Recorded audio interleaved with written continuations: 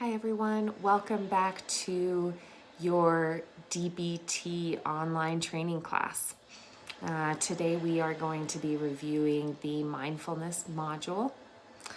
And mindfulness is one skill that can be added and practiced in your life that can dramatically improve your overall quality and I think overall well-being and relationships in your life. Mindfulness has been shown to reduce human suffering and increase overall happiness in individuals. And the overall goal of mindfulness and the practice is to experience reality as it is. And we are going to review all of that a little more in this talk today, especially experiencing reality as it is. And what does that really mean? I did email a few handouts to you last week, 3. So one was the goals of mindfulness. The second was around the definition of mindfulness.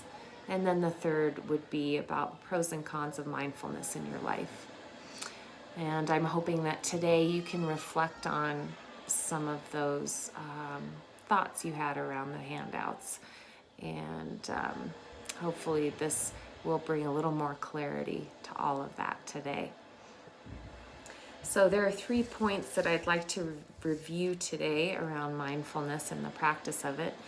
Number 1 is how mindfulness can reduce suffering and improve happiness in one's life.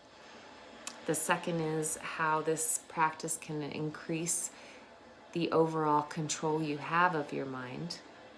And then the third is about experiencing reality as it is and really living in the moment and embracing everything that is happening for you in that moment and everything around you, your environment. So the first, if we go back, is the reducing of suffering and improving of overall happiness.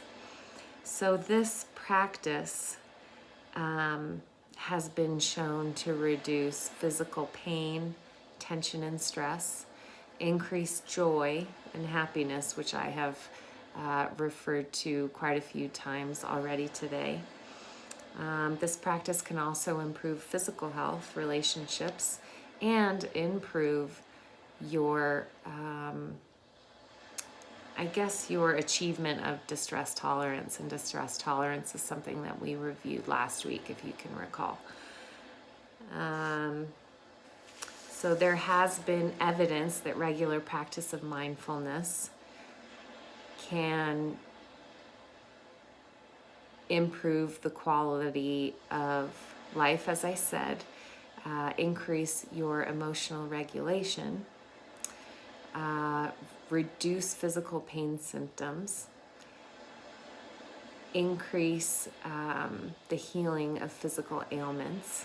And just so you know, what I am referring to right now is part of the attachments that I emailed you last week, and I'm just reviewing those handouts for you. And I can take questions after today's talk. You can email those directly to me. And then the second is to increase your control of your mind. Mindfulness can increase your ability to focus or pay attention on a task at hand. It can improve your ability to detach from thoughts, images, and sensations that perhaps are unwanted in the moment.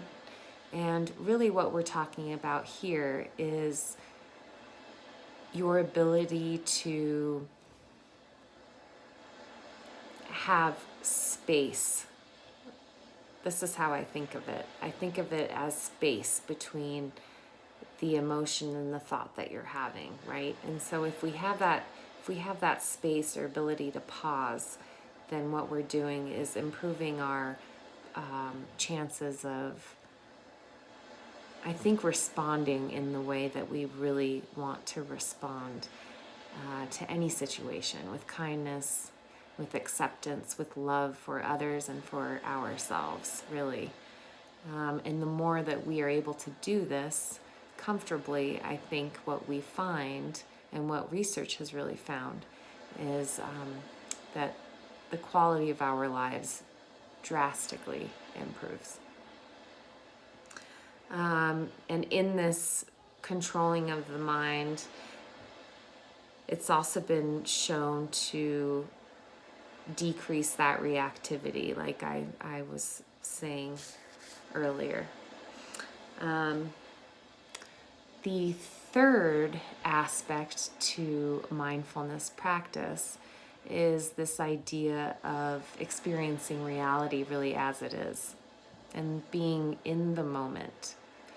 And a good way to think about this is the idea that when we increase mindfulness, we are decreasing the mindlessness that we see in our lives sometimes, between professional and personal lives, relationships.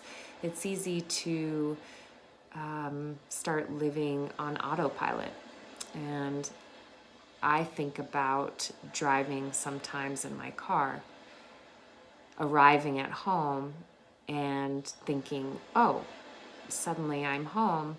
What happened, during the last few minutes, right? Because I know how to get home. These are automatic. It's an automatic practice for me, right? And so what we're talking about is really paying attention to everyone around you, and just really being in the present for that.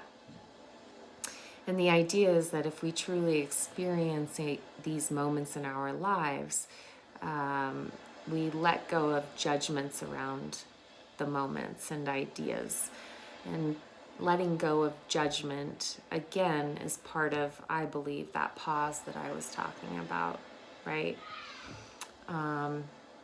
Without that judgment, we are not labeling the thoughts that we're having, which I think often can bring suffering into our lives, right, for ourselves. So we want, again, to be present in our own life and to be present for others. I think being present for others will improve the relationships and then in turn improve your overall quality of life. And basically, experiencing reality as it is the understanding and having this understanding that we are all connected. All of us are connected. The energy we put out has a lot to do with what we experience coming back to us, right? And so if we're able to slow down and we're able to pause more often before we react to certain situations, I think that what we see and what has been shown is improved quality of life overall.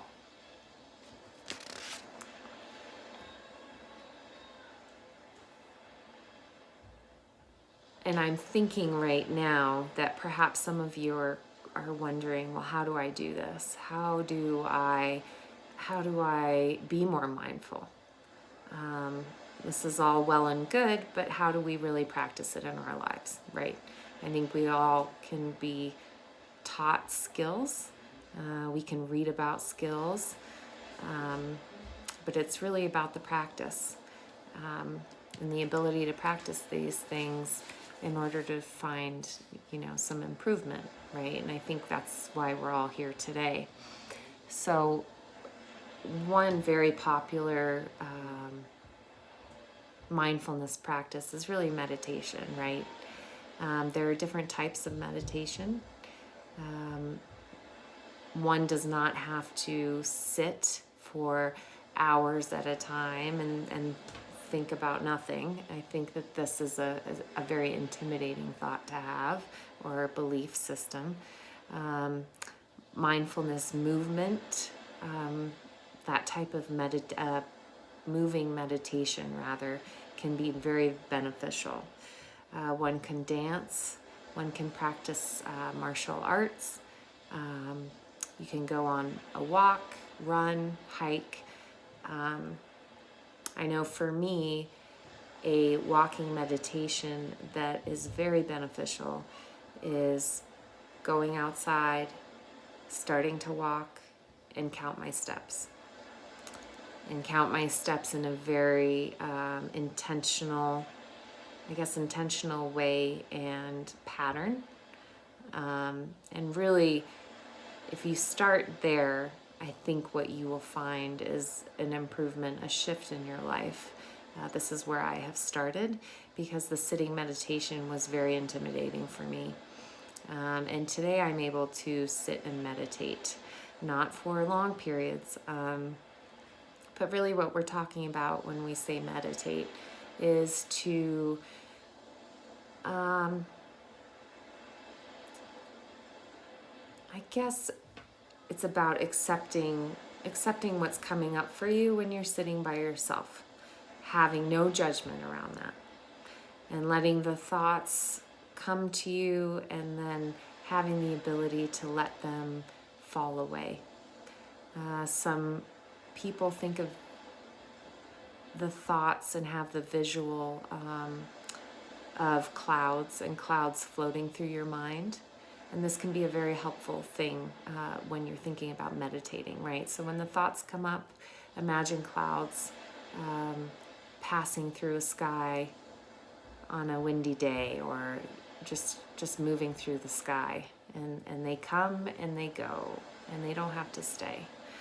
Another one that's helpful is to think about those thoughts that come up for you as maybe a leaf coming down a beautiful river, right? Just floating down the river, and here it comes and there it goes, and you can watch it just kind of fall away in your mind.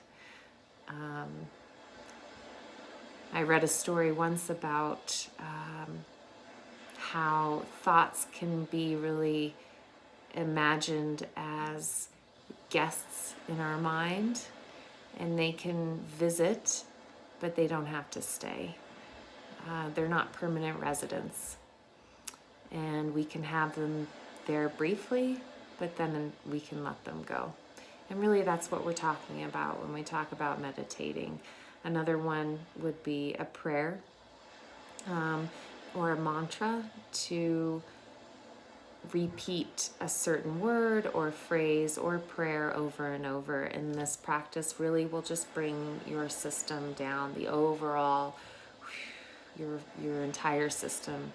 And really that's what we're talking about. We're trying to calm the body, calm our entire system in order to show up in the world in a more peaceful and intentional way. One thing that's very important also when we're thinking about mindfulness is the practice of gratitude and journaling. Journaling has been shown to be very beneficial for a lot of people. And if you go online, there are so many different books and self-help books around being mindful and journals. One that I have here that has been great for me is this it's called the Mindfulness Journal. You can find it online, and this would be helping in the daily practice and really the consideration of mindfulness in your day. Well, I think that's all I have for you today, and I hope you enjoyed this. I am working from home. I'm hoping that I wasn't too distracted, and this was helpful for you. So enjoy your afternoon, and thank you for your time. Yep. I will see you next week. Bye-bye.